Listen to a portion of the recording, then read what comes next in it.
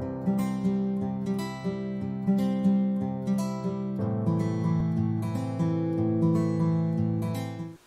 Friends, আসসালামু আলাইকুম।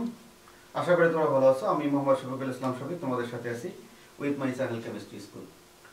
তো বন্ধুরা, আজকে আমরা তোমাদের এসএসসির রসায়ন বিজ্ঞানের দ্বিতীয় অধ্যায়টা নিয়ে আলোচনা করব এবং দ্বিতীয় অধ্যায়ের পুরো অধ্যায়টাই আমরা একটা লেকচারে আলোচনা করবো ইনশাআল্লাহ। তো তোমরা জানো যে রসায়ন বিজ্ঞানের প্রতিটি চ্যাপ্টারের গুরুত্বপূর্ণ টপিকগুলোকে সুবিন্যস্ত করে লেকচার আকারে আমি আমার চ্যানেল কেমিস্ট্রি স্কুলে আপলোড করে যাচ্ছি। এর ধারাবাহিকতা আজকে আমরা তোমাদের রসায়ন বিজ্ঞানের দ্বিতীয় অধ্যায়টা পুরোটাই আলোচনা করতে যাচ্ছি।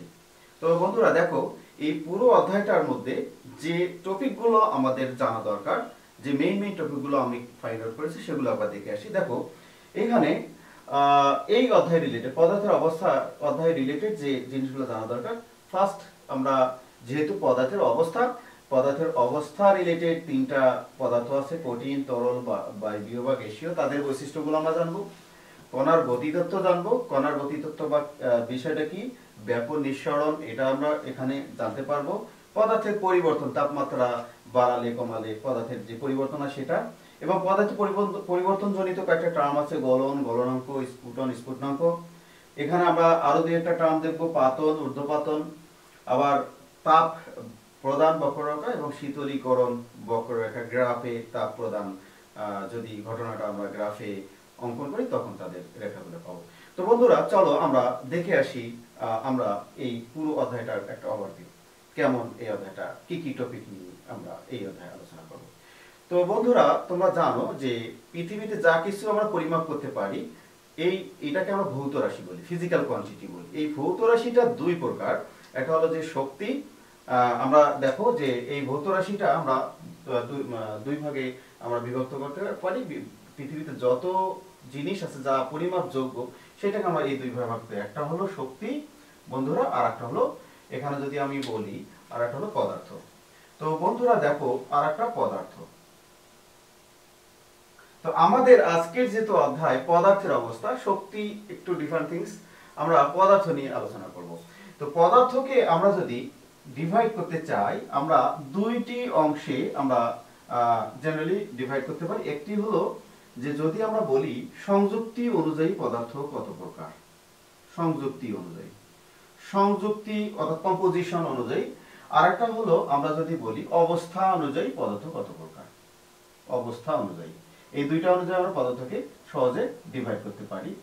তো এখানে দেখো এই সংযুক্তি অনুযায়ী পদার্থকে আমরা দুই ভাগে ভাগ করে থাকি, মৌলিক পদার্থ এবং আর একটা হলো যৌগিক পদার্থ। বন্ধুরা এই মৌলিক এবং যৌগিক পদার্থ সম্পর্কিত যে ঘটনাটা, এটা তোমাদের তৃতীয় অধ্যায়ে আলোচনা করা আছে। এই সম্পর্কিত ভিডিওতে তোমরা এর ডিটেলস পাবে।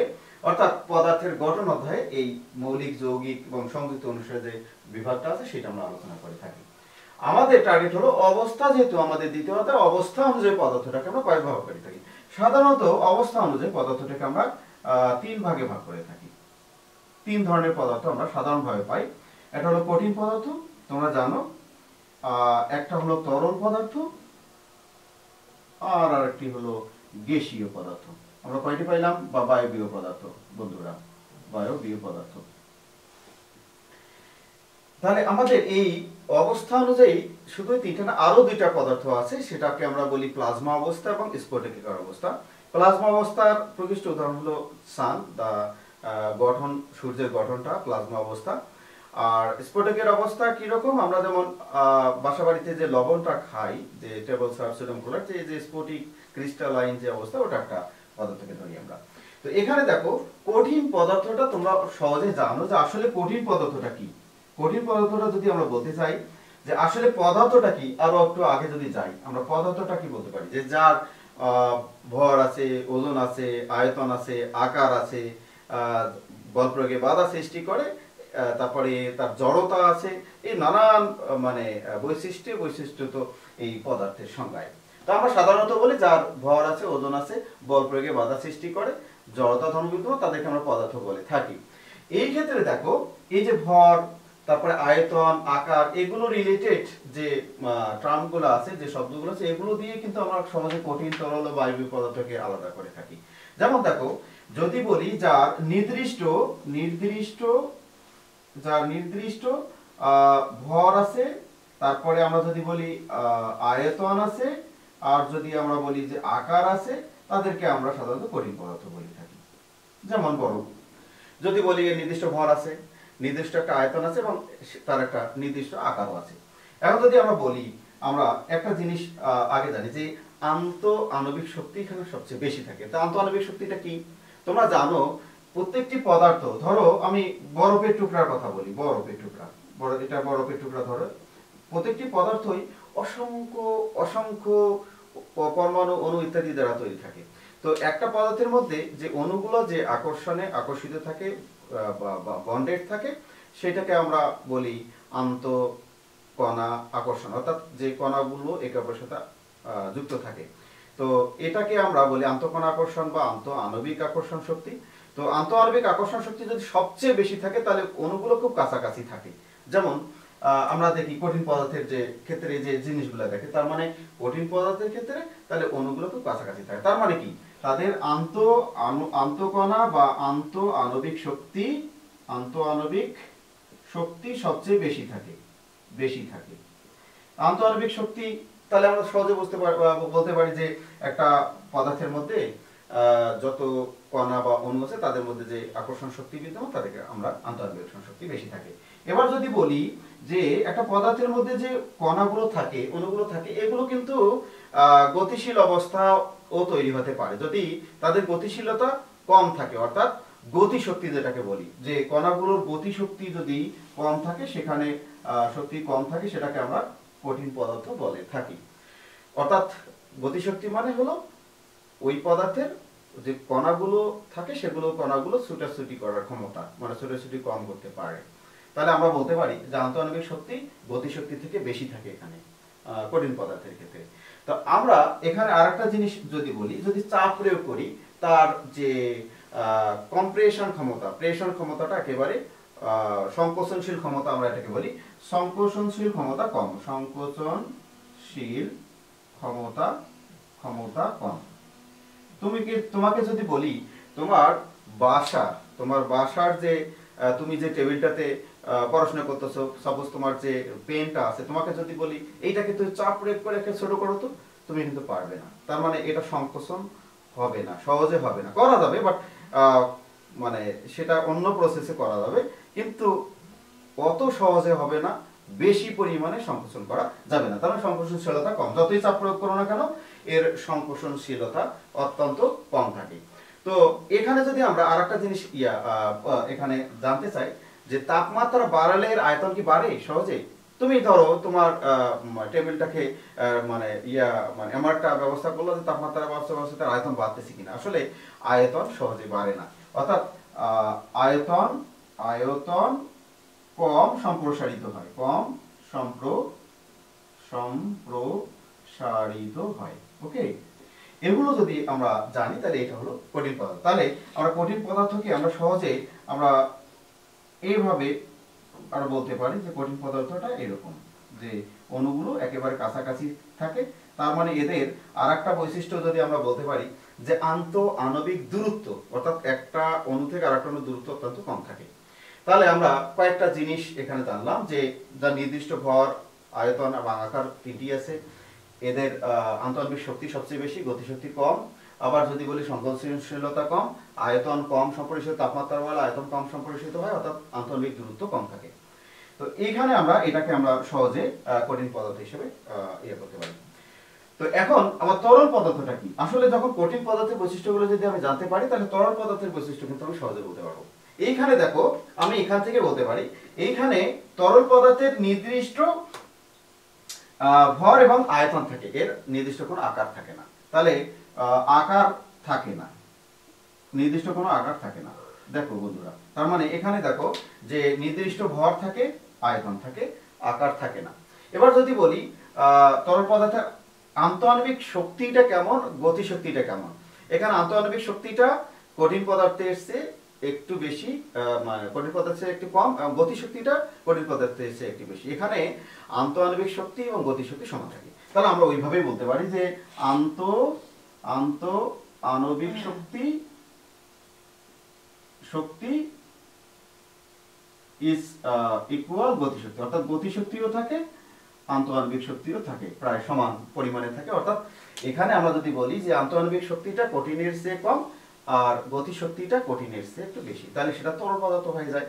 তাহলে এর যদি আমি সংকোচনশীলতা যদি ধরি, যে সংকোচনশীলতা যে কঠিনের চেয়ে একটু বেশি, অর্থাৎ এটা তরল পদার্থকে একটু বেশি সংকোচন করা যায় কঠিনের চেয়ে। আবার যদি বলি আয়তন প্রসারিত হওয়ার ক্ষমতা, তাপমাত্রা বলে আয়তন প্রসারিত হয় কঠিনের চেয়ে একটু বেশি। তাহলে এর আমরা যদি গঠনটা দেখি, যেমন আমরা এখানে যেমন বরফের কথা যদি বলি, বরফ কঠিন পদার্থ, এবং আমরা যদি এখানে আমরা পানির কথা বলি, পানিটা হলো তরল পদার্থ। দেখো এখানে আন্তঃআণবিক দূরত্বটা কিন্তু কঠিন পদার্থের একটু বেশি, আন্তঃআণবিক দূরত্বটা একটু বেশি, আকর্ষণটা কম, গতিশক্তিটা একটু বেশি। এইভাবে আমরা একটা বৈশিষ্ট্য জানতে পারলে কঠিন পদার্থ, তাহলে তরল পদার্থ সহজে আমরা বলতে পারবো। অনুরূপভাবে যদি আমরা বায়বীয় পদার্থের ক্ষেত্রে দেখি, তাহলে বায়বীয় পদার্থের কি কি বৈশিষ্ট্য আমরা দেখতে পাই। দেখো তো, আমরা দেখলাম কঠিন পদার্থের ভর আছে, আয়তন আছে, আকার আছে, কিন্তু তরল পদার্থে দেখলাম ভর, আয়তন আছে, কিন্তু নির্দিষ্ট আকার নাই। আবার বায়বীয় পদার্থের ক্ষেত্রে দেখো যে এর শুধু ভরই আছে, বাট আয়তন, নির্দিষ্ট কোনো আয়তন এবং তার আকার নাই, আকার নেই। তো এখন আমরা যখন যে পাত্রে আমরা তাকে রাখবো, তখন সেই পাত্রের যে আয়তন সেটাই তার আয়তন হিসেবে আমরা ধরে নিই। আচ্ছা, এবার যদি বলি আন্তঃআণবিক শক্তি কি এখানে কেমন হতে পারে, তাহলে আন্তঃআণবিক শক্তি অত্যন্ত কম, অর্থাৎ অণুগুলোর মধ্যে আকর্ষণ শক্তি নাই বললেই চলে। এখানে গতিশক্তি সবচেয়ে বেশি, তাহলে গতিশক্তির দিক থেকে যদি বলি গতিশক্তি সবচেয়ে বেশি। আবার যদি সংকোচনশীলতার কথা বলি, তাহলে গ্যাসকে আমি কিন্তু খুব সহজে সংকোচন করতে পারি, তাহলে সংকোচনশীলতা বেশি। আবার যদি আমি বলি যে এর তাপমাত্রা বাড়লে আয়তন প্রসারিত হওয়ার ক্ষমতা কম না বেশি, তো তাপমাত্রা বাড়লে গ্যাস বেশি পরিমাণে বেশি আয়তনে প্রসারিত হয়। সুতরাং এই বৈশিষ্ট্যগুলো থেকে দেখা যায়, যদি আমি একটা গ্যাস নেই, নাইট্রোজেন গ্যাস নেই, অক্সিজেন গ্যাস নেই, দেখবা যে অণুগুলো অনেক দূরে দূরে অবস্থান করতেছে গ্যাসীয় পদার্থে, তাহলে আন্তঃআণবিক দূরত্ব অনেক বেশি। তো এই বৈশিষ্ট্যগুলো থেকে আমরা সহজেই কঠিন, তরল এবং বায়বীয় পদার্থ থেকে আমরা আলাদা করতে পারি। তো বন্ধুরা, এখানে দেখো এই যে কঠিন, তরল, বায়বীয় পদার্থের যে অবস্থাটা, আসলে এই অবস্থাটা দুইটা টার্মের সাথে আমরা রিলেট করে এই অবস্থাগুলো তৈরি করি। একটা হলো আন্তঃআণবিক শক্তি এবং একটা হলো গতিশক্তি। তো আন্তঃআণবিক শক্তি এবং গতিশক্তির আলোকে যে আমরা পদার্থের যে বিভিন্ন অবস্থার যে সংজ্ঞায়িত করি বা বৈশিষ্ট্যগুলো তৈরি করে, এটা একটা তথ্যের আলোকে আমরা করে থাকি, সেটাকে আমরা বলি গতি তত্ত্ব। তাহলে কণার গতি তত্ত্বটা কি? আমরা যদি বলি গতি তত্ত্বটা হলো যে প্রত্যেকটি কণা, পদার্থের মধ্যে কণাগুলো যে কঠিন, তরল, বায়বীয় অবস্থা প্রাপ্ত হয়, অর্থাৎ তারা যে ছোটাছুটি করার ক্ষমতা থাকে, এই ছোটাছুটি করার ক্ষমতার উপর ভিত্তি করে কঠিন, তরল ও বায়বীয় পদার্থকে পৃথক করা, আলাদা করার যে তথ্য, সেইটাকে আমরা সাধারণত কণার গতি তত্ত্ব বলে থাকি। তাহলে আমরা কঠিন, তরল, বায়ু পদার্থের যে বৈশিষ্ট্যগুলো পেয়েছি, সেগুলো একটা তথ্যের মাধ্যমে আলোচনা করে থাকি। সেই তথ্যটা হলো কণাগুলোর গতির উপর ভিত্তি করে, সেই জন্য এটাকে আমরা গতিতত্ত্ব বলে থাকি। তো বন্ধুরা, এখন আমরা দুইটা টার্ম জানতে চাচ্ছি, সেটা হলো ব্যাপন এবং নিঃসরণ। তো চলো আমরা ব্যাপন এবং নিঃসরণ সম্পর্কে একটু ধারণা লাভ করে আসি। যে ব্যাপনটা, দেখো যে ব্যাপনটা কি। আসলে আমরা একটু প্র্যাকটিক্যাল কিছু ঘটনা বলি আগে, তারপর আমরা ব্যাপন নিঃসরণ সম্পর্কে আইডিয়াটা ওখান থেকে পেয়ে যাব। দেখো যে তুমি যে সেন্ট ইউজ করো, অথবা ধরো একটা সেন্টের শিশির তুমি সিপিটা খুলে রাখলা, তো দেখা গেল যে তোমার এই সেন্টটা তোমার সমস্ত বাসা ছড়িয়ে পড়লো। অথবা দেখো যে তোমার বাসায় একেবারে প্র্যাকটিক্যাল একটা বিষয়, যে তুমি যে গ্যাস সিলিন্ডারটা ইউজ করো, সেই গ্যাস সিলিন্ডার যদি লিক করে, অর্থাৎ গ্যাস যদি বের হয়ে যায়, তুমি দেখবা যে গন্ধটা কিন্তু অন্য রুমে চলে গেছে কিচেন থেকে। তার মানে কি বুঝলা? তাহলে এই যে একটা মানে বিষয় কিন্তু একদিক থেকে আরেক দিকে ছড়িয়ে পড়তেছে, বিষয়টা এরকম। আবার দেখো, তুমি ধরো এক গ্লাস পানি নিলা, সেখানে ধরো পটাশিয়াম পারম্যাঙ্গানেট তুমি হয়তো দেখোনি, ল্যাবে যখন যাবে তখন দেখতে পাবে তো পটাশিয়াম পারম্যাঙ্গানেট এক টুকরা যদি তুমি গ্লাসে দিয়ে দাও, তো পটাশিয়াম পারম্যাঙ্গানেটটা কিছুক্ষণ পর পানিতে গলিয়ে যাবে এবং পানির রংটা গোলাপি বর্ণ ধারণ করবে, পুরো পানিটা গোলাপি বর্ণ ধারণ করবে। তার মানে এইখানে দেখো, আবার যদি তুমি চিন্তা করো যে তুমি একটা রাস্তা দিয়ে হাঁটতেছো, দেখা গেল যে তোমার তুমি পাকা আমের গন্ধ পাচ্ছ, তার মানে কি তোমার আম থেকে গন্ধটা ছড়িয়ে পড়তেছে। তাহলে এই যে ছড়িয়ে পড়ার ঘটনাটা আসলে এখানে রিলেটেড ঘটনা। তাহলে ব্যাপন এবং তাহলে নিঃসরণ, তাহলে আমরা কিভাবে ডিফার করব যে কোনটা ব্যাপন কোনটা নিঃসরণ? তো আমরা যদি বলি যে ব্যাপনটা হবে যে কোনো পদার্থের, যে কোনো পদার্থ যদি বলি, কঠিন, তরল, বায়ু, তিনটা পদার্থ আমরা দেখলাম। তিনটা পদার্থের যে কোনো একটা পদার্থ যদি আমরা যদি বলি যে উচ্চ ঘনত্বের স্থান থেকে, উচ্চ ঘনত্বের অঞ্চল থেকে যদি নিম্ন ঘনত্বের বন্ধুরা অঞ্চলে কি হবে, স্বতঃস্ফূর্ত ভাবে ছড়িয়ে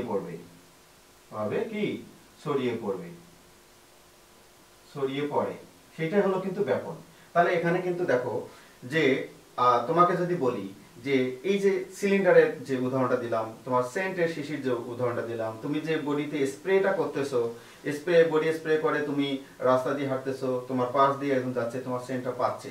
তার মানে এখানে দেখো তুমি যেটাই ধরো না কেন, ধরো তোমার বাসায় গ্যাস সিলিন্ডারটা লিক করেছে, ওইখানে যে গ্যাসটা বের হয়েছে ওই গ্যাসের অণুগুলো কাছাকাছি ছিল, ওখানে কিন্তু গ্যাসের ঘনত্বটা বেশি, তো ওইটা কিন্তু আস্তে আস্তে পুরো এনভায়রনমেন্টে ছড়িয়ে পড়তেছে। তার মানে এই এনভায়রনমেন্টের তার ঘনত্ব কম ছিল, তার মানে বেশি ঘনত্বের স্থান থেকে কম ঘনত্বের স্থানে কিন্তু সহজে ছড়িয়ে পড়তেছে। আবার দেখো, আমি যখন তোমাকে বলছিলাম পটাশিয়াম পারম্যাঙ্গানেটের দানা, কঠিন দানা গ্লাসে দিছিলাম, পরবর্তীতে দেখা যাচ্ছে যে গ্লাসটা গোলাপি বর্ণ ধারণ করছে, কঠিন দানাটা নাই, সব গলে গেছে।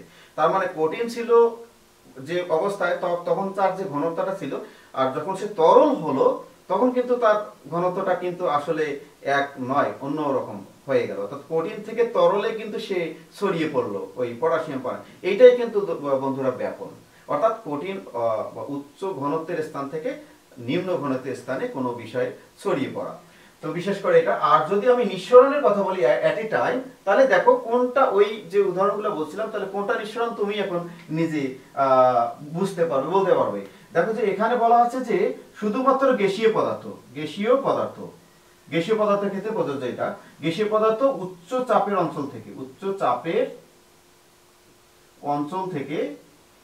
অঞ্চল থেকে বন্ধুরা নিম্ন চাপের অঞ্চলে ছড়িয়ে পড়ে। এখানে কিন্তু তোমাকে মনে রাখতে হবে, এখানে একটা ছোট টার্ম, সরু ছিদ্র পথে। এবার বলো কোনটা নিঃসরণ আর কোনটা ব্যাপন? তাহলে দেখো, এখন তুমি এখন চিন্তা করো যে তোমার গ্যাস সিলিন্ডার থেকে যখন গ্যাস বের হয়েছে, তো গ্যাস সিলিন্ডারে যে গ্যাসটা ছিল এখানে কিন্তু অনেক চাপ দিয়ে আমরা তরলে পরিণত করতে, তোমরা জানো যে গ্যাসকে চাপ দিয়ে তরলে পরিণত করে সিলিন্ডার গ্যাসজাতকরণ করা হয়। সিলিন্ডারে কিন্তু তোমরা পাবে প্রোপেন এবং বিউটেন। আবার ধরো সিএনজি, কম্প্রেসড ন্যাচারাল গ্যাস বলে সিএনজি। আমরা যদি বলি সিএনজি, তারপরে আমরা যেটাকে বলি সিলিন্ডার। তো এখানে দেখো সিলিন্ডারে যে গ্যাসটা থাকে সেটা হলো প্রোপেন এবং বিউটেন। প্রোপেন বিউটেন দুইটার সংমিশ্রণ থাকে এখানে, বা সংমিশ্রণ না, আলাদাভাবে বিউটেন গ্যাস দিয়ে তৈরি হয়। এখানে আমরা সিএনজি তে সাধারণত আমরা যে গ্যাসটা তৈরি আমরা ইউজ করি, এটাকে আমরা বলি মিথেন। সিএনজি তে যে আমরা গ্যাসটা ইউজ করি সেটা মিথেন হিসাবে আমরা ইউজ করি। তো এখানে দেখো তোমাদের এই যে সিএনজি সিলিন্ডার, যখন এই যে সিএনজি তে বা সিলিন্ডারে যখন গ্যাসগুলো আমরা ভরিয়ে রাখি, তখন কিন্তু উচ্চ চাপ দিয়ে তাদেরকে তরলে পরিণত করে রাখি। এখন এগুলো যখন বের হয়ে আসে বন্ধুরা, দেখো তো গ্যাস সিলিন্ডারের সরু ছিদ্র পথে বের হয় কিনা। ওই যে গ্যাস সিলিন্ডারের ভেতরে যে উচ্চ চাপ ছিল, উচ্চ চাপের অঞ্চল থেকে সে সরু ছিদ্র পথে বেরিয়ে আসা মানে পরবর্তীতে যে এনভায়রনমেন্টটা কিন্তু সেটা কম চাপের অঞ্চল। সিলিন্ডারের ভেতরে যে চাপ, বাইরের চাপ তো এক না, বাইরের চাপ তো হালকা, এটা তো প্রমাণ চাপ, এক বায়ুমণ্ডলের চাপ হতে পারে। তো ওই যে উচ্চ চাপের অঞ্চল থেকে নিম্ন অঞ্চলে যখন শরীর ছিদ্রের পথে ছড়িয়ে পড়ে সেটাকে আমরা কিন্তু বলি নিঃসরণ। তাহলে ব্যাপন এবং নিঃসরণের মধ্যে আমরা মূল তফাৎটা দেখতে পাইলাম যে এটা ঘনত্ব রিলেটেড আর এটা হলো চাপ রিলেটেড একটা ঘটনা। এখন তোমাকে যদি বলি যে বডি স্প্রে তুমি যে পাম্প করেছো এখানে ব্যাপন হয়েছে না নিঃসরণ হয়েছে বন্ধুরা? আসলে এখানে দুটিই ঘটেছে। আসলে তুমি দেখো যখন তোমার এই বডি স্প্রের যে তুমি বডিটা স্প্রে করছো প্রথমে দেখো যে সরু ছিদ্রের পথে কিন্তু তোমার গ্যাসটা বের হয়ে আসছে, অর্থাৎ ওই বডি স্প্রেতে যে স্প্রেটা রাখা হয়েছে ওখানে বেশি চাপ দিয়ে গ্যাসটাকে ভরায় রাখা হয়েছে। যখন ওটাকে আমরা পাম্প করি তখন কিন্তু গ্যাসটা বের হয়ে আসে। এই যে বেশি চাপের অঞ্চল থেকে কম চাপের অঞ্চলে বের হয়ে আসলে এটা হলো নিঃসরণ ফার্স্ট। এবার দেখো এই যে বডি স্প্রে দেওয়ার পর তোমার যে জায়গাটাতে ওই স্প্রের যে কণাগুলো পড়লো ওই জায়গায় কিন্তু ঘনত্ব বেশি। তুমি দেখবা ওই জায়গায় যদি তুমি সেন্ট নিতে চাও অনেক বেশি পরিমাণে তোমার কড়া গন্ধ পাবে, কিন্তু একটু পরে দেখবা যে এটা ছড়িয়ে পড়তেছে। তার মানে এই জায়গায় যে জায়গায় তুমি বডিতে তুমি ইয়েটা মানে বডি স্প্রেটা করেছো ওই জায়গায় কিন্তু ঘনত্বটা বেশি ছিল, অণুগুলো কাছাকাছি ছিল।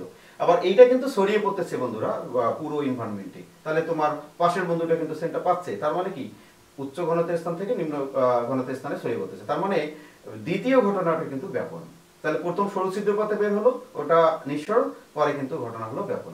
তাহলে আমরা সহজে যে কোনো বিষয় বলতে পারি। যখন এখন তুমি যদি বলো যে তুমি রোড দিয়ে হাঁটতেছো কাঁঠালের গন্ধ পেয়েছো তাহলে এখানে কি নিঃসরণ হয়েছে না ব্যাপন হয়েছে? তাহলে অবভিয়াসলি ব্যাপন তো হয়েছেই, কারণ কাঁঠালের গন্ধ কাঁঠাল যে জায়গাটাতে ছিল সেই জায়গায় কিন্তু ব্যাপক সেন্ট পাওয়া যাচ্ছে, দূরে কিন্তু অল্প।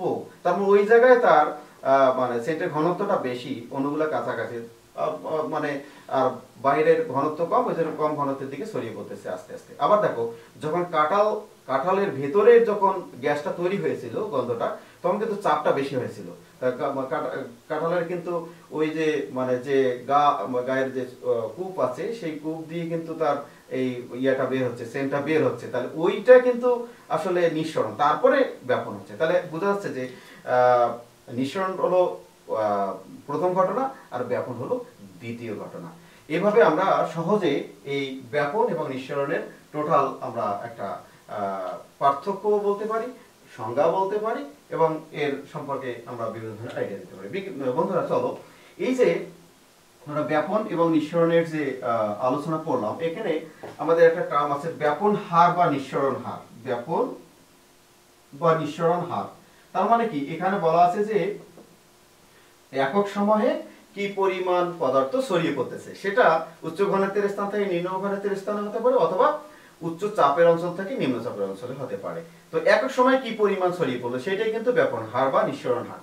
এই ব্যাপন হার নিঃসরণ হার নির্ভর করে তিনটি ফ্যাক্টরের উপর। একটা হলো তাপমাত্রার উপর, তোমরা জানো যে তাপমাত্রা বাড়ালে কমালে ওটার পরিমাণ কি হবে, আমরা এখানে আরো একটু জানার চেষ্টা করব। তারপরে হলো পদার্থের ভরের সাথে, অথবা এটাকে আমরা আণবিক ভরের সাথেও তুলনা করতে পারি, আণবিক ভর।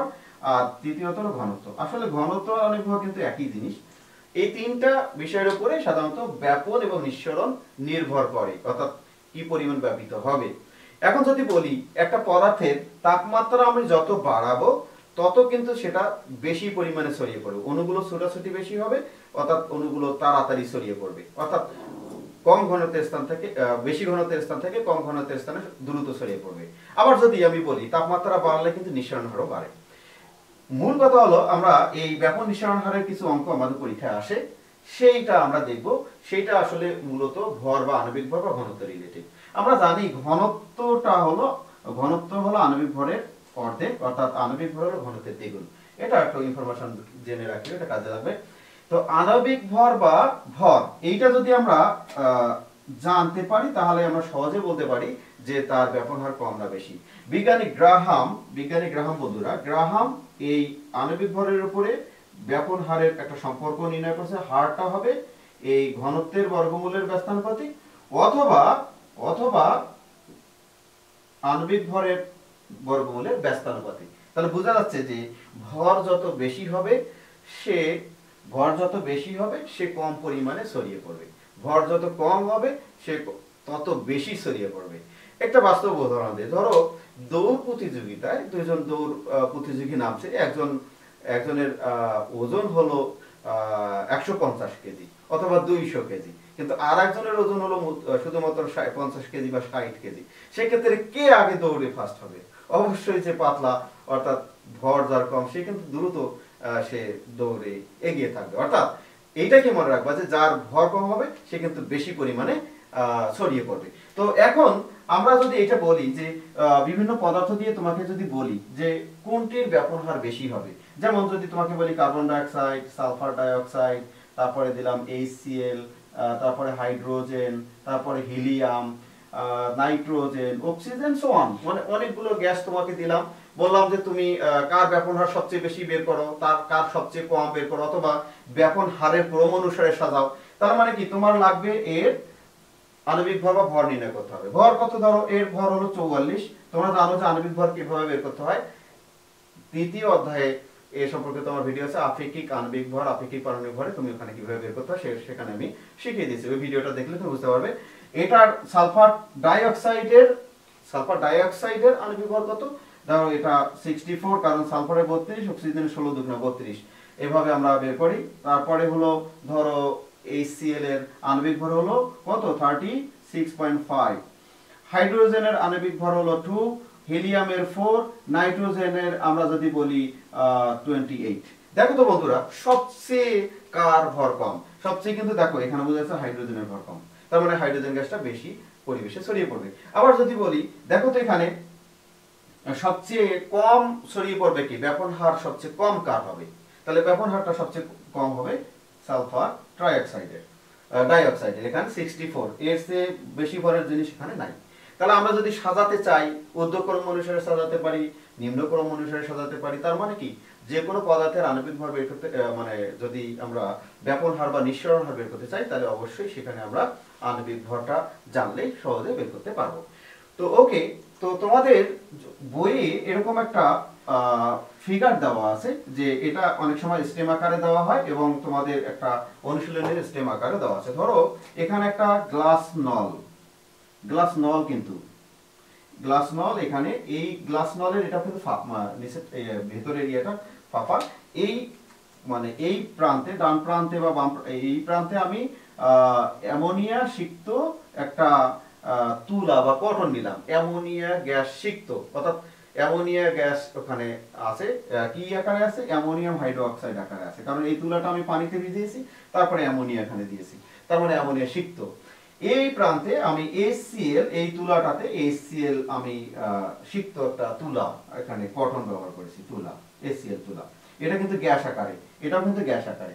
এখন তোমাকে যদি বলি যে দুইজন তো ছড়িয়ে পড়বে কিন্তু, কারণ এখানে অ্যামোনিয়া বেশি আছে, ও উচ্চ ঘনত্ব স্থান থেকে কম ঘনত্ব স্থানে ছড়িয়ে পড়বে, এখানে HCl ওই কর্ণটাতে কিন্তু বেশি আছে, ঘনত্ব বেশি, এটা কিন্তু ছড়িয়ে পড়বে। তো এদিকেও ছড়িয়ে পড়বে, এদিকেও ছড়িয়ে পড়বে, এদিকেও ছড়িয়ে পড়বে, এদিকেও ছড়িয়ে পড়বে। এখন যখন এই অ্যামোনিয়া এদিকে ছড়িয়ে পড়বে, HCl এদিকে যাবে, এদিকে গেলে তো এদের দুইজনের দেখা হবে না, কিন্তু এই টিউবের ভেতর দিয়ে যেটা ছড়িয়ে পড়বে সেক্ষেত্রে তাদের দেখা হবে। এখন আমার প্রশ্ন হলো, কোন দিকে তাদের সঙ্গে তারা দুজন মিলিত হবে, কোন দিকে? অর্থাৎ মানে অ্যামোনিয়ার দিকে বেশি না HCl এর দিকে দেখা হবে, অর্থাৎ কে আগে দৌড় প্রতিযোগিতায় এগিয়ে থাকবে।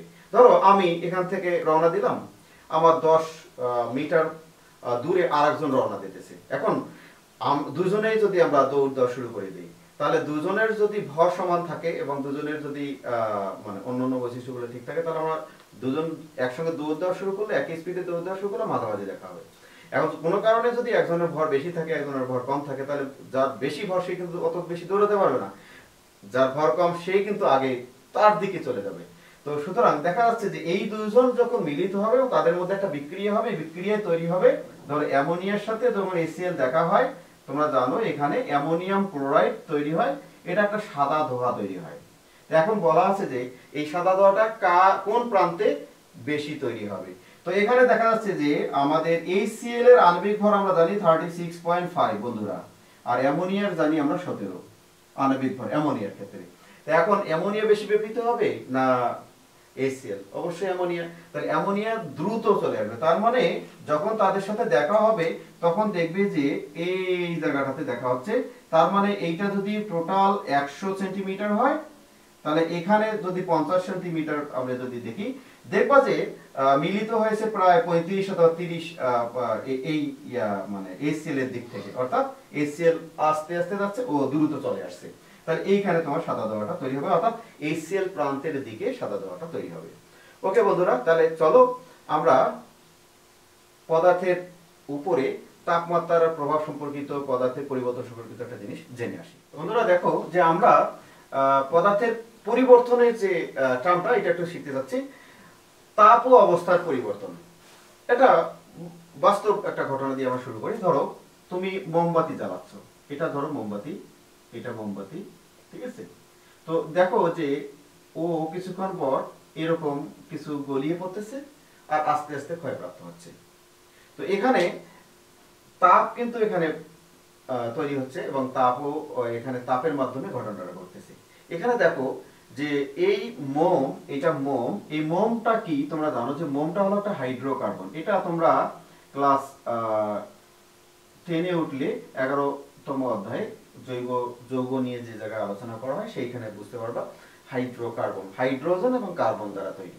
তো এটার মোমের সাধারণ সংকেত আমরা বলি যে কার্বন থাকবে 20 থেকে 40টা আর হাইড্রোজেন থাকে সাধারণত 42 থেকে 82টি। তো এই যদি আমি একটা কমন ধরি যে C20H42, এটা একটা সংকেত হতে পারে মোমের, ঠিক আছে? তো যাই হোক, যখন আমরা একে হিট দিতেছি, মোম একটা হাইড্রোকার্বন, এখানে যদি হিট এখানে আমার তাপের কারণে তার 3টি ঘটনার উদ্ভব ঘটেছে বন্ধুরা। একটা হলো যে দেখো এখানে তার প্রথমে ছিল কঠিন অবস্থা, তারপরে দেখো যে অবস্থার পরিবর্তনটা যদি আমরা একটু আগে আলোচনা করে আসি, এখানে কয় ধরনের পরিবর্তন হচ্ছে মূলত। এখানে দেখো আমরা যদি বলি এই অবস্থার পরিবর্তন অর্থাৎ পদার্থের যে পরিবর্তন আমরা জানি দুইটা, একটা হলো ভৌত পরিবর্তন আর একটা হলো রাসায়নিক পরিবর্তন। রাসায়নিক পরিবর্তন, রাসায়নিক পরিবর্তন। দেখো এই যে ভৌত রাসায়নিক পরিবর্তন আগে শিখি, তারপরে আমরা তাপ দিলে পদার্থের অবস্থার পরিবর্তন কয়টা আছে, 3টা আছে, সেটা আমরা দেখবো। তো এখানে ভৌত পরিবর্তনটা কোনটা, রাসায়নিক পরিবর্তনটা কোনটা? দেখো ভৌত পরিবর্তনটা এখানে দেখো যে যখন আমরা মোমটাকে মানে তাপ দিয়ে গলাচ্ছি, মোম থেকে মোম যখন পাওয়া যাচ্ছে সেটা হবে তোমার ভৌত পরিবর্তন। আমরা জানি যে পরিবর্তনে নতুন কোনো পদার্থ তৈরি হয় না, ওই পদার্থে আবার ফিরে যাওয়া যায়, সেটাকে হলো বলা হয় ভৌত পরিবর্তন। তুমি তাহলে দেখো বাসায় চাউল থেকে ভাত তৈরি করো, ভাত থেকে কি চাউল পাওয়া যেতে পারে না? যায়, কিন্তু কাছাকাছি পাওয়া যায়। ভাতটাকে শুকাও অথবা তুমি ডিপ ফ্রিজে একটু রেখে দাও, 2-3 দিন পরে পরে একেবারে চাউলের কাছাকাছি হয়েছে। তার মানে এটা শুধু তার বাহ্যিক পরিবর্তন হয়েছিল, নতুন পদার্থ তৈরি হয়নি। যখন নতুন পদার্থ তৈরি হয় তখন সেটা হবে রাসায়নিক পরিবর্তন। তুমি কাঠ পোড়াও, কাঠ যারা জ্বালানি হিসেবে ব্যবহার করে, কাঠটা কিন্তু পুরে কার্বন তৈরি মানে কয়লা তৈরি হয়, তাহলে কয়লা থেকে কি কাঠ কখনো পাওয়া যাবে না? এইটাই হলো রাসায়নিক পরিবর্তন, যে পরিবর্তনে একটা সম্পূর্ণ নতুন পদার্থ তৈরি হয়, অর্থাৎ ওই পদার্থ থেকে আর পূর্বের অবস্থায় সহজে ফিরে আসা যায় না, সেটাকে বলবো আমরা রাসায়নিক পরিবর্তন, নতুন পদার্থ তৈরি হবে। তো এইখানে কিন্তু আসলে আমি যদি বলি মোমের যে এই তাপ প্রদান করার ফলে মোমের যে ঘটনা ঘটছে দুইটাই বলা চলে। একটা হলো যখন মোম থেকে যদি মোম পাই, যে তোমার টেবিলে কিছু মোম পড়ে আছে, পুরো মোমটা শেষ হয়ে গেছে, তাহলে যেটা শেষ হয়ে গেল অর্থাৎ মোমটা পুড়ে ভূত হয়ে গেল, কোথায় গেল? আসলে কোথায় গেল? আসলে মোমটা যে কার্বন আর হাইড্রোজেন দিয়ে তৈরি ছিল, এইটা কিন্তু তাপের কারণে সে কার্বন ডাই অক্সাইড এবং ওয়াটার জলীয় বাষ্প গ্যাস হয়ে উড়ে গেছে। আচ্ছা বলো তো, এখন যদি বলি তাহলে কার্বন ডাই অক্সাইড অথবা জলীয় বাষ্প যেটা তৈরি হয়েছে সেইটার বৈশিষ্ট্য আর মোমের বৈশিষ্ট্য কি দেখ না? মোমটা ছিল এক ধরনের, কার্বন ডাই অক্সাইড আর পানি আলাদা বৈশিষ্ট্যের পদার্থ তৈরি হলো। তার মানে এই যে মোমটা যে হাওয়া হয়ে গেল, পুরোটাই যে শেষ হয়ে গেল, এইটা ছিল তার রাসায়নিক পরিবর্তন। অর্থাৎ যদি আমি বলি গলন, গলনটা হবে তোমার ভৌত পরিবর্তন, আর যদি জ্বলন বলি যেটা জ্বলে গেল, সেটাকে আমরা স্বাভাবিকভাবে আমরা রাসায়নিক পরিবর্তন বলে থাকি। এই যে ভৌত এবং রাসায়নিক পরিবর্তনের যে ঘটনা ঘটে, অর্থাৎ পদার্থকে যে তাপ দিলে দুই ঘটনা ঘটে, আবার একটা পদার্থকে তাপ দিলে জেনারেলি সাধারণত একটা পদার্থ প্রথমে যদি তার ভৌত পরিবর্তনের ক্ষেত্রে যদি দেখি, ধরো পানিকে তাপ দিলাম, যদি আমি বরফকে তাপ দিই, প্রথমে পানি তৈরি হয়, পানিকে আবার তাপ দিলে গ্যাস তৈরি হয়। তার মানে কি এইটা দেখো যে পানিকে যদি আমরা আবার ফ্রিজ করি তাহলে কিন্তু আবার বরফ পাওয়া যায়, তার মানে পূর্ব অবস্থা, তাহলে এটা কি ভৌত পরিবর্তন। তাহলে এই যে পরিবর্তনের উপরে তাপের যে একটা প্রভাব আছে, এই রিলেটেড কয়েকটা টার্ম আছে। যেমন দেখো, আমরা যদি বলি গলন, গলন ও গলনাঙ্ক, গলনাঙ্ক। আবার আরেকটা টার্ম আছে স্ফুটন, স্ফুটন ও স্ফুটনাঙ্ক। আমরা দেখে আসি এগুলো কিন্তু তাপমাত্রার সাথে রিলেটেড। এখানে দেখো বন্ধুরা, গলন বলতে তোমরা বুঝতেই পারতেছো যে কোনো কঠিন পদার্থকে যখন তাপ দেব, তাপ দেওয়ার ফলে কঠিন পদার্থ তরলে পরিণত হয়, সেই প্রক্রিয়াটাকে বলবো আমরা গলন প্রক্রিয়া। তাহলে গলনটা একটা প্রক্রিয়া, কিন্তু তাপ প্রদানের ফলে কোনো পদার্থ কঠিন থেকে তরলে পরিণত হওয়ার যে প্রক্রিয়া, সেটাকে আমরা বলবো গলন। আর গলনাঙ্ক হলো তাপমাত্রা। অর্থাৎ দেখো যে আমরা যদি বলি যে তাপমাত্রায় কোনো পদার্থ গলতে শুরু করে, ঠিক সেই তাপমাত্রাটাকেই তার গলনাঙ্ক বলে। আরো এখানে আমরা বলতে পারি যে প্রমাণ চাপে কোনো পদার্থ যে তাপমাত্রায় গলতে শুরু করে, সম্পূর্ণ না গলা পর্যন্ত ওই তাপমাত্রা স্থির থাকবে, সেইটাকে আমরা সাধারণত গলনাঙ্ক বলে থাকি। এখানে তোমাদের বইয়ে বেশ কয়েকটা উদাহরণ আছে, যেমন ইউরিয়ার গলনাঙ্ক দেওয়া আছে। ইউরিয়ার গলনাঙ্ক বলা আছে ইউরিয়া 133 ডিগ্রি সেন্টিগ্রেড। তোমাদের সালফারের গলনাঙ্ক দেওয়া আছে, এগুলো এমসিকিউ তে আসে বন্ধুরা, একটু জেনে রাখলে ভালো। 119 ডিগ্রি সেন্টিগ্রেড। আমরা যদি বলি বরফের গলনাঙ্ক আসলে কত, এটা তো জানো, সবাই জানে। আমরা যদি বলি যে যেটা লবণ, আমরা খাদ্য লবণ সোডিয়াম ক্লোরাইড যেটা খাই, সেটার গলনাঙ্ক হলো 801 ডিগ্রি সেন্টিগ্রেড। কারণ এগুলো দেওয়ার অর্থ হলো এগুলো দিয়ে আমরা শেষের দিকে একটা গ্রাফ আলোচনা করব, সেখানে এগুলো কাজে লাগতে পারে। তার মানে গলনাঙ্ক হলো তাপমাত্রা, আর গলন হলো একটা প্রক্রিয়া। আচ্ছা বলো তো, এই গলনের বিপরীত প্রক্রিয়াটা কি? বিপরীত প্রক্রিয়াটা কি? প্রক্রিয়া অর্থাৎ যেটা গলা শুরু করলো, অর্থাৎ বরফ পানিতে পরিণত হলো, এবার পানিকে বরফে পরিণত করো, কি প্রক্রিয়া হবে? তাহলে এটাকে বলা হয় কঠিনীভবন। কঠিনীভবন, কঠিনকরণ। অর্থাৎ গলন হলো তরল করা, আর তরল থেকে আবার ফিরে আসাকে কঠিনীভবন বলে। এইটা হলো এর বিপরীত প্রক্রিয়া। এবার স্ফুটন আসো। স্ফুটন হলো এটাও একটা প্রক্রিয়া, এটা কোনো তাপমাত্রা না। মানে মূলত যদি কোনো পদার্থকে, তরল পদার্থকে আমরা তাপ দেই, তাপ দিলে সেটা গ্যাসীয় পদার্থে পরিণত হয়। এই যে তরল পদার্থ থেকে গ্যাসীয় পদার্থ যে পরিণত হলো, যে এইটা প্রক্রিয়াটাকে বলা হয় স্ফুটন। তাহলে স্ফুটন একটা প্রক্রিয়া। এখন বন্ধুরা দেখো, এই যে স্ফুটন, যে গ্যাসীয় পদার্থে যে পরিণত হওয়া শুরু করলো, আসলে যে তাপমাত্রাতে হওয়া শুরু করলো সেটাকে আমরা বলবো স্ফুটনাঙ্ক। তাহলে স্ফুটনাঙ্ক কি? তাহলে তাপমাত্রা। তাহলে এখানে বোঝা যাচ্ছে যে তাপমাত্রায় কোনো তরল পদার্থ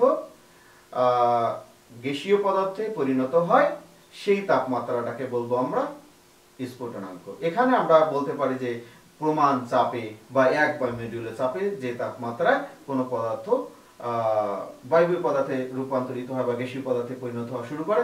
আবার এখানে আরো বলতে পারি যে ওই পদার্থটা সম্পূর্ণ গ্যাসীয় না হওয়া পর্যন্ত তাপমাত্রাটা কিন্তু স্থির থাকবে, ওইটাকে আমরা বলবো স্ফুটনাঙ্ক। যেমন আমরা পানির স্ফুটনাঙ্ক কত ধরি, যে 100 ডিগ্রি সেন্টিগ্রেড। অর্থাৎ 100 ডিগ্রি সেন্টিগ্রেড তাপমাত্রা হওয়ার সাথে পানিটা ফুটতে আরম্ভ করবে, অর্থাৎ গ্যাস বা বাষ্প হওয়া শুরু করবে।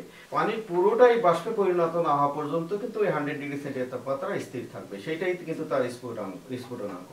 তো এই ক্ষেত্রে আমরা এই তাপের সাথে পদার্থের বিভিন্ন অবস্থার পরিবর্তন, বিভিন্ন বিষয়গুলো জানলাম।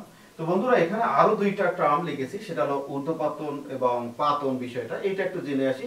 শেষের দিকে আমরা তাপ প্রদান বক্ররেখা এবং শীতলীকরণ বক্ররেখা জানবো, যেটা তোমার ক্রিয়েটিভ কোশ্চেনে আমরা ওইটা দিয়ে থাকি। তো সেক্ষেত্রে আমরা ওটা জানবো, তবে তার আগে আমরা পাতন এবং ঊর্ধ্বপাতন সম্পর্কে একটু আইডিয়া নিয়ে থাকি। তাহলে পাতন এবং ঊর্ধ্বপাতন সম্পর্কে দেখি। তো বন্ধুরা দেখো, যে আমরা পাতন করার আগে আমরা ঊর্ধ্বপাতন বিষয়টা একটু জেনে আসি। আসলে আমরা একটু আগে দেখলাম যে কঠিন পদার্থকে, অর্থাৎ বরফকে তাপ দিলে প্রথমে কি হলো বন্ধুরা? তরল হলো। তারপরে যদি আরো আমি তাপমাত্রা বাড়ি, তাহলে বাষ্প হবে। তার মানে কয়টা অবস্থা পাবো আমি? 3টি। বাট কিছু কিছু পদার্থ আছে যেগুলোকে আমি তাপ দিলে কঠিন থেকে সরাসরি বাষ্পে পরিণত হবে, বাষ্পে পরিণত হয়। এই প্রক্রিয়াটাকে আমরা কিন্তু বলি ঊর্ধ্বপাতন। প্রক্রিয়াটা ঊর্ধ্বপাতন। বাট যে পদার্থটা এরকম সরাসরি বাষ্পে পরিণত হলে এটাকে বলা হয় ঊর্ধ্বপাতিত বস্তু। পাতিত বস্তু বলে। হ্যাঁ, তাহলে তোমাদের বইয়ে যে কয়টা উদাহরণ দেওয়া আছে, এই কয়টা উদাহরণ সবসময় এমসিকিউতে দেওয়া হয়। তো চলো আমরা এই উদাহরণ করে দেখে আসি। ঊর্ধ্বপাতিত বস্তু কারা? যাদেরকে হিট দিলে তরল না হয়, সরাসরি বাষ্পে পরিণত হয়, অর্থাৎ গ্যাসে পরিণত হয়। যেমন একটা ছোট একটা লাইন তোমরা মনে রাখবা, বেনিশা আর কন্যা। বেনিশা এখন লোকের নাম এবং তার কন্যা সহ একখানে দাঁড়াইছিল, সেজন্য বলা হচ্ছে যে বেনিশা এবং তার কন্যা আর তার কন্যা। বেতে আমরা যদি বলি বেনজিন, বেনজিন, বেনজিনের সংকেত তোমরা জানো C6H6। নিতে নিশাদল, নিশাদল, নিশাদল আমরা জানি অ্যামোনিয়াম ক্লোরাইডকে নিশাদল বলে। সাথে বন্ধুরা সালফার, সালফার তোমরা জানো সালফার মানে হলো S। আর আতে আয়োডিন হবে, আয়োডিন তোমরা এটা জানো যে আয়োডিন একটি উদ্দীপতিত বস্তু। আর এখানে বলা আছে যে আয়োডিনকে কেন আমরা উদ্দীপতিত বস্তু বলি। আর তোমাদের কাছে প্রশ্ন হলো যে আমরা কেন তারা সরাসরি গ্যাসময় বাষ্পে পরিণত হয়, অর্থাৎ তাদের যে স্বাভাবিক বাষ্পচাপের সাথে যে রিলেটেড বাষ্পচাপটা কম বেশি হয়। কতে কর্পূর, তোমাদের বইয়ে কর্পূর কিন্তু দেওয়া আছে। কন্যা ন্যাতে ন্যাপথলিন, বন্ধুরা ন্যাপথলিন, ন্যাপথলিন। তাহলে এই কটা পদার্থ তুমি যদি জানো। আবার আয়াতে আমরা আয়োডিনও বলে থাকি বা অ্যালুমিনিয়াম ট্রাইক্লোরাইডও বলি, অ্যালুমিনিয়াম ট্রাইক্লোরাইড আছে। তো সুতরাং এখানে 1 2 3 4 5 6 7টা উদাহরণ যদি তোমরা মনে রাখতে পারো, তাহলে উদ্দীপতিত বস্তু সম্পর্কে আমরা উদাহরণগুলো সম্পর্কে ডিটেইলস জানতে পারবো। এখানে আমার কথা হলো যে পাতনটা কি উৎপাদনের মতো? আসলে না। পাতনটা এটাকে আমরা একটা সেপারেশন টেকনিক বলে থাকি, সেপারেশন টেকনিক বলে থাকি। তো এই পাতনটা আসলে কি? পাতনটা যদি আমি লিখি, পাতন সমান সমান হবে বাষ্পীয়করণ, বাষ্পীয়করণ প্লাস সেই সাথে আবার ঘনীকরণ বা ঘনীভবন, এই দুইটার কম্বাইন্ড একটা অবস্থা। অর্থাৎ কোন পদার্থকে যদি আমি তাপ দিয়ে বাষ্পে পরিণত করি, আবার বাষ্পকে যদি আমি ধরে সেটা শীতল করে ঘনীভবন করে আমি আবার তরলে পরিণত করি, তাহলে এই যে প্রক্রিয়াটা, এটাকে বলবো আমরা পাতন। অর্থাৎ পাতন প্রক্রিয়ায় আমরা বিভিন্ন পদার্থ কিন্তু সেপারেট করি বন্ধুরা। কেমন সেটা দেখো, যে আমরা যদি বলি যে দুইটা পদার্থ, তরল পদার্থের মিক্সার আছে। ধরো এখানে আমি যদি বলি এখানে একটা মানে পাত্র আছে, এই পাত্রে দুইটা পদার্থ আছে, একটা 100 ডিগ্রি সেন্টিগ্রেড তাপমাত্রায় ফোটে, আর আরেকটা ধরো তোমার 70 ডিগ্রি সেন্টিগ্রেড তাপমাত্রায় বাষ্প হয়। তো এখানে আমি একটা গ্লাস নল, নির্গমন নল লাগিয়ে দিলাম। এই নির্গমন নলটাকে আমি আরেকটা গ্লাস কন্টেইনারে আমি সংযুক্ত করলাম। এখানে দেখো, এখানে এমন ভাবে ইয়াটা মানে সজ্জাত থাকবে, এখানে একটা কন্ডেন্সার লাগানো থাকবে। কন্ডেন্সার সম্পর্কে তোমাদের আইডিয়া হয়তো বা কারো কারো আছে, কারো কারো নাই। কন্ডেন্সার হলো যে শীতক, অর্থাৎ এই দিক থেকে আমরা ঠান্ডা পানি এর প্রবাহ দেব, এইটা এর মধ্যে প্রবাহিত হয়, এদিক দিয়ে বের হবে, কিন্তু এর ভেতরে ঢুকতে পারবে না, এর বাইরের দিক থেকে আমাদের এই ইয়াটা সজ্জাতা থাকে। দেখো আমি যদি এখানে তাপমাত্রা দেওয়া শুরু করি, যখনই 70 ডিগ্রি সেন্টিগ্রেড পর্যন্ত তাপমাত্রা দেব, তখন 70 ডিগ্রি সেন্টিগ্রেডের যে পদার্থটা, ধরো এটা এ এটা বি, তাহলে বিটা আগে বাষ্প হওয়া শুরু করবে। বাষ্প হয় এদিক দিয়ে বাষ্প হয়ে যাইতে যাইতে এই সময় দেখো এখানে শীতকের কাজটা হলো এই বাষ্পটাকে ধরে তরলে পরিণত করবে। তরলে পরিণত করলে কি হবে? আবার এখানে তরল হয়ে এখানে জমা হবে। এই বন্ধুরা দেখো তো, এখানে কি এসে জমা হবে? বি এসে কিন্তু জমা হবে। যখন এখানে 70 ডিগ্রি হবে, তাহলে এই বিটা এখানে বাষ্প হয়ে উড়ে যাবে, এখানে গিয়ে আবার শীতল হবে, আবার সে তরলে পরিণত হবে। দেখো তরল, বাষ্প, আবার তরল, অর্থাৎ বাষ্পে পরিণত হলো, আবার ঘনীভবন করে তরলে পরিণত করলাম। এইটাকে আমরা পাতন বলে থাকি সাধারণত। তাহলে বন্ধুরা দেখো, তাহলে আমরা সহজেই এ থেকে বি আলাদা করে ফেললাম। যখন সব বি চলে গেল, তখন আমি তাপমাত্রা কমাই দিলাম, তাহলে এখানে এ পরে থাকলো, এখানে বি। এটা একটা পৃথকীকরণ পদ্ধতি, এটাকে ডিস্টিলেশন বলে, এটাকে সাবলিমেশন বলে। তাহলে আমরা এই যে তাপমাত্রা দেওয়ার ফলে যে অবস্থার পরিবর্তন হলো, আমরা দুই ধরনের পদার্থ পাইলাম। একটা হলো যে কঠিন থেকে তরল, তরল থেকে বাষ্প, আবার দেখলাম যে কঠিন থেকে ডাইরেক্ট বাষ্পে পরিণত হয়।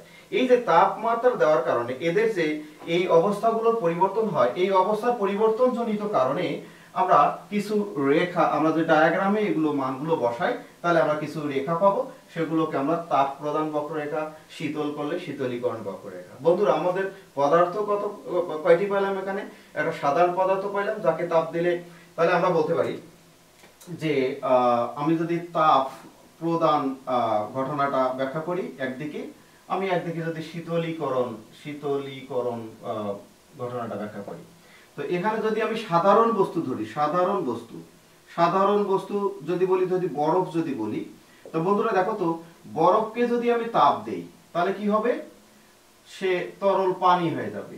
পানিকে যদি আবার তাপ দেই তাহলে কি হবে, বাষ্প হবে। তোমরা জানো তিনটা অবস্থা পাওয়া যায়। এবার এটা কি, তাহলে আমি কি দিলাম, তাপ দিলাম, তাহলে তাপ দিলে, তাহলে এই তাপটাকে যদি কোনো রেখায় আমরা প্রকাশ করি সেটাকে তাপ প্রদান বক্ররেখা বলে। বক্র মানে অনেকগুলো বাঁকা রেখা পাওয়া যায়, ভগ্ন রেখা পাওয়া যায়, এগুলোকে বক্ররেখা বলে। তাহলে সাধারণ বস্তুর ক্ষেত্রে কয়টা অবস্থা পাওয়া গেল, তিনটা। আসলে অবস্থা তিনটা হলো, কিন্তু এর ভিতরে আরো দুইটা আমরা ঘটনা পেয়ে থাকি। দেখো আমরা কিভাবে ঘটনাটা পেয়ে থাকি। ধরো এইটা হলো তোমার গ্রাফটা এরকম, যে আমি বরফ নিয়েছি, বরফ সাধারণত ধরো -10 ডিগ্রি সেন্টিগ্রেড তাপমাত্রা থাকে, -5 -20, যেটা নাও নাও 10 নিলাম। তারপরে আমি এখানে লিখলাম 0 ডিগ্রি, তারপরে এখানে আমি 100 ডিগ্রি নিলাম, ধরো এখানে আমি 120 বা 150 ডিগ্রি সেন্টিগ্রেড তাপমাত্রা নিলাম। এখন যদি আমি এই বরফটাকে আমি যদি হিট দেই, বরফটাকে হিট দেই, তাহলে কি হবে বন্ধুরা, বরফটাকে হিট দিলে সে তাপমাত্রা নিতে নিতে জিরোতে আসবে।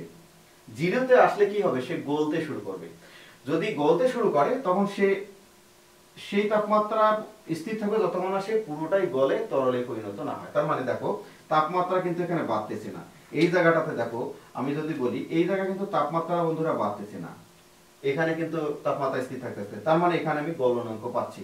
আবার যদি হিট দেই তাহলে এখানে পানি পাওয়া গেল, পানি আবার 100 ডিগ্রি সেন্টিগ্রেড তাপমাত্রা ওঠা মাত্র সে বাষ্প হওয়া শুরু করবে, কিন্তু পুরোটাই বাষ্প না হওয়া পর্যন্ত সে তার তাপমাত্রা চেঞ্জ করবে না। তার মানে এখানে তার স্ফুটনাঙ্ক পাচ্ছে। এরপরে আরো যদি হিট দেই সে বাষ্পের রূপে লাভ করবে। তাহলে এখানে আমরা কয়েকটা রেখা পাচ্ছি, এ থেকে বি, বি থেকে সি, সি থেকে ডি, ডি থেকে ই, ই থেকে এফ। দেখো তো বন্ধুরা এখানে যদি তোমাদের আমি অবস্থার কথা বলি, তাহলে কয়টা অবস্থা পাওয়া যাচ্ছে এই পদার্থটা। দেখো এ থেকে বি টোটাল এই অবস্থাটা কিন্তু কঠিন, তাহলে আমি এ থেকে বি এর অবস্থাটা কি পাচ্ছি, কঠিন পাচ্ছি, সলিড অবস্থা। এখন যদি আমি বি আর সি এর কথা বলি, এখানে দেখো তো এই বি তে এসে সে বলতে শুরু করলো, সি তে গিয়ে পুরোটাই পানি হলো। তারপরে মাঝে তাহলে আমরা পাচ্ছি যে কঠিনও থাকতেছে, এখানে তরল অবস্থাও থাকতেছে। তার মানে বোঝা যাচ্ছে কি বি সি কঠিন এবং তরল দুইটা অবস্থা প্রকাশ করে। আবার যদি সি থেকে ডি বলি, এটা কিন্তু একেবারে তরল, কারণ এখানে তার অবস্থার পরিবর্তন হয়নি। সি থেকে ডি তাপমাত্রা পরিবর্তন হয়েছে, বাট অবস্থা পরিবর্তন হয়নি, যেগুলোকে আমরা সত্যতা বলে থাকি। তারপরে দেখো ডি থেকে ই, এখানে সে কিন্তু বাষ্প হওয়া শুরু করেছে, তার মানে এখানে গিয়ে বাষ্প হওয়া শেষ হয়েছে। তার মানে এই জন্য তার স্ফুটনাঙ্ক কিন্তু 100 তে কিন্তু তার তাপমাত্রাটা কিন্তু চেঞ্জ হয়নি। তাহলে এখানে আমরা কি অবস্থা পাচ্ছি, তরল প্লাস বাষ্প এই জায়গাটাতে পাচ্ছি। কিন্তু আবার যখন ই থেকে এফ যাচ্ছি, এটা পুরোটাই কিন্তু বন্ধুরা বাষ্প। তাহলে দেখো তো কয়টা অবস্থা পাইলাম, আসলে কঠিন তরল বাষ্প তিনটে পাইলাম, কিন্তু তাদের মাঝে অর্থাৎ কঠিন তরলের মাঝে এই জায়গায় একটা ঘটনা আমরা তো পাইলাম, সেখানে কঠিন তরলের মিশ্রণ। আবার পানি থেকে বাষ্প যখন হবে তখন আবার একটা আমরা ঘটনা পাবো, তরল এবং বাষ্পের মিশ্রণ। এইটাকে আমরা তাপ প্রদান বক্ররেখা বলি, তাপ প্রদান বক্ররেখা। এইটাকে যদি শীতলীকরণ করি, প্রদান বক্ররেখা শীতলীকরণ করি, তাহলে দেখো শীতলীকরণ মানে কি, যদি যেমন দেখো যে তুমি যদি বরফ, তারপরে হলো পানি, তারপরে হলো বাষ্প, এই বাষ্পকে যদি তুমি শীতল করো, তাহলে পানি হবে। পানিকে যদি আরো শীতল করো অর্থাৎ ঘনীভবন করো, তাহলে তুমি বরফ হয়ে যাবে। তাহলে আমরা কি করি, বাষ্পকে ধরবো আগে। তাহলে বাষ্পটা কততে ছিল, 150। দেখো এইটার সাথে মিল রেখে তাহলে বরফটা কততে আনবো, -10 এ আনবো। তার মানে কি, প্রথমে বাষ্প থেকে সে কোথায় আসবে, ধরো 100 ডিগ্রি সেন্টিগ্রেড, তারপরে হলো 0 ডিগ্রি সেন্টিগ্রেড। যখন বাষ্প থেকে আমরা ঘনীভবন করে শীতলীকরণকে 100 এ নিয়ে আসবো, তখন সে কিন্তু পানি হওয়া শুরু করবে। তো পুরোটাই পানি না হওয়া পর্যন্ত কিন্তু তার তাপমাত্রা স্থির থাকবে। আবার যখন আরো আমরা শীতল করব, তখন 0 ডিগ্রিতে যখন আসবে তখন সে কঠিন হওয়া শুরু করবে। সম্পূর্ণ কঠিন না হওয়া পর্যন্ত সে এই তাপমাত্রা স্থির থাকবে। তাহলে এই জায়গায় সে পুরোটাই কঠিন, আরো শীতল করলে কঠিনই থাকে গেল। তার মানে A B C D E.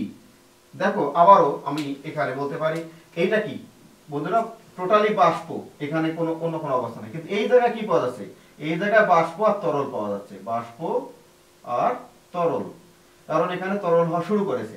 এই জায়গায় কিন্তু পুরোটাই তরল, এই জায়গায় কিন্তু কোনো আর নেই, কারণ সি তে এসে সে পুরোটাই তরল হয়েছে। তরলটাকে আরো ঠান্ডা করতে করতে এক সময় এই জায়গায় এসে সি ডি, এটা ডি জায়গায় এসে ই এফ, ডি তে এসে কিন্তু কঠিন হওয়া শুরু করলো, বাট এখানে পুরোটাই কঠিন, এখানে তাহলে তরল প্লাস কঠিন পাওয়া গেল, তাহলে ই তে এসে কঠিন হয়ে গেল এবং পুরোটাই কঠিন হলো। এটাকে বলবো আমরা শীতলীকরণ বক্ররেখা। এখন এই রেখাটাই যদি আমার সাধারণ বস্তু না হয়, সাধারণ বস্তু না হয়ে যদি আমার, দেখো তো আমি এখানে লিখে রাখি যে তাপপ্রদান বক্ররেখাটা, এই রেখাটাই যদি আমার ঊর্ধ্বপাতিত বস্তুর জন্য লিখি, ঊর্ধ্বপাতিত বস্তুর জন্য, পাতিত বস্তুর ক্ষেত্রে আমার রেখাটা কেমন হবে? দেখো তো রেখাটা কিন্তু প্রশ্ন আসে পরীক্ষায় ব্যাপক এই রিলেটেড। দেখো কঠিনকে আমি তাপ দিলে ডাইরেক্ট বাষ্প হচ্ছে, বাষ্পকে যদি আমি নেই আরো শীতলীকরণ থেকে কঠিন হচ্ছে, তাহলে এখানে আবার অবস্থা দুইটা, বাট আমি যদি এটাকে গ্রাফে অঙ্কন করি, তো ধরো এখানে একটা তাপমাত্রা থাকবে, এখানে একটা তাপমাত্রা থাকবে, ধরো আয়োডিনের ক্ষেত্রে যদি বলি 184.5 ডিগ্রি সেন্টিগ্রেড তাপমাত্রা সে ফুটি, এটা আমরা রুম টেম্পারেচার নিলাম, এখানে ধরো আমি 200 ডিগ্রি সেন্টিগ্রেড তাপমাত্রা নিলাম। তা যাই হোক, আয়োডিনকে যদি আমি হিট দেই, দেখা গেল যে 184 ডিগ্রি গিয়ে সে বাষ্প হওয়া শুরু করলো, তাহলে বাষ্প পুরোটাই এই জায়গায় বাষ্প হয়, বাকিটা বাষ্প হলো। দেখো তো এইখানে তার কয়টা অবস্থা পাওয়া গেল, এইখানে তার কঠিন অবস্থা বন্ধুরা, এইখানে কিন্তু দেখো এখানে কঠিনটা বাষ্প হওয়া শুরু করছে, তার মানে কঠিনও পাওয়া যাচ্ছে এখানে প্লাস বাষ্প পাওয়া যাচ্ছে। তাহলে এই জায়গায় গেলে অর্থাৎ এ বি সি তে গিয়ে সে পুরোটাই বাষ্প হলো, তারপর সি এর উপরে যখন যাবে তখন একেবারে পুরোটাই বাষ্প। তাহলে দেখো তো এখানে কয়টা রেখা পাওয়া গেল? তাহলে তাপ প্রদানের ক্ষেত্রে দেখো যে ঊর্ধ্বপাতিত বস্তুর ক্ষেত্রে কিন্তু 3টে রেখা পাওয়া যাচ্ছে, আর এই সাধারণ বস্তুর ক্ষেত্রে দেখো তো 5টা রেখা পাওয়া যাচ্ছে, 1 2 3 4 5।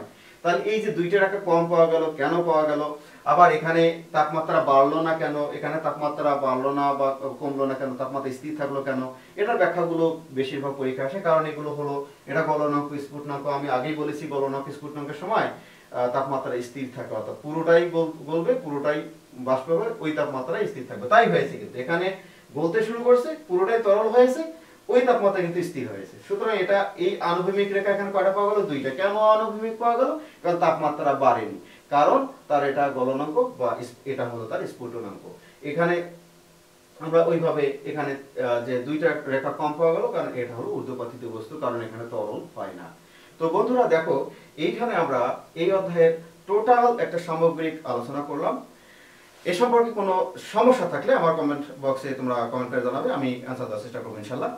So thank you for watching my videos. Keep watching, and if you like my videos, please like, share, comments and subscribe my channel. Thank you. Allah Hafiz.